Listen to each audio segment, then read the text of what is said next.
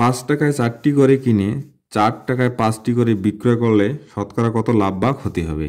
এই অঙ্কে কি লাভ বা ক্ষতি হবে এটা কিন্তু আমরা জানি না। তাহলে তোমরা খেয়াল করে দেখো যে যে কোনো লাভ ক্ষতি বের করতে হলে আমাদের প্রথমে টাকাটা বের করতে হবে, কত টাকা। তো এখানে আমরা এই 2টা টাকা আগে বের করে নেব, ক্রয় মূল্যটা এবং বিক্রয় মূল্যটা।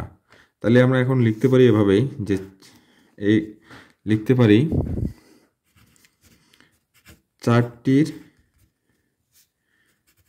দাম 5 টাকা,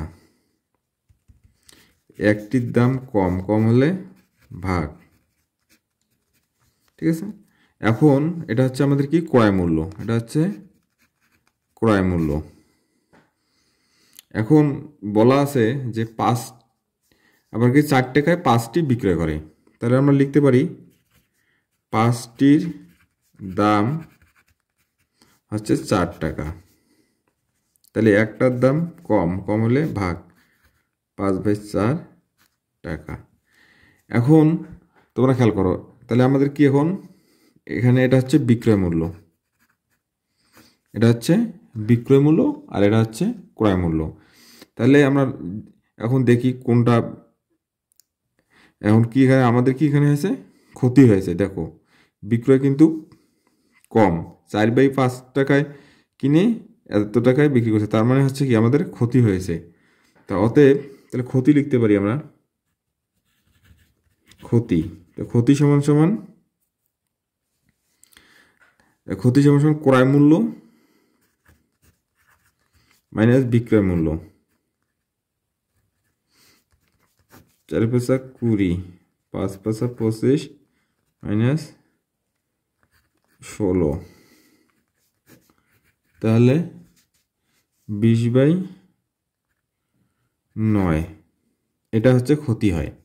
এখন তোমরা খেয়াল করো যে যখন কোনো কিছু আমরা লাভ ক্ষতি ক্যালকুলেশন করব তখন কি ক্রয় মূল্য থেকে করতে হয়, কি হয় ক্রয় মূল্য থেকে করতে হয়। তাই আমাদের ক্রয় মূল্য কত ছিল, এটা টাকা ছিল। 4/5 টাকায়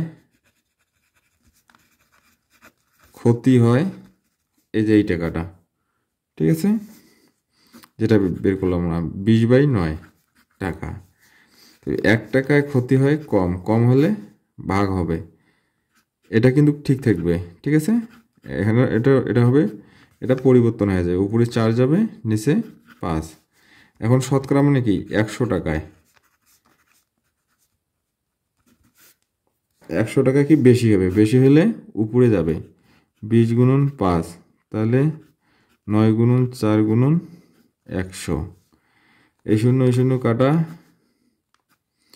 এটা হচ্ছে 5×10, এটাই 5, এই 5 কেটে দিলাম, 4×36 টাকা। আমাদের উত্তর দেওয়া আছে কি পার্সেন্টেজে, তাহলে আমরা উত্তর লিখব, উত্তর ক্ষতি হয় 36%, এটা আমাদের উত্তর।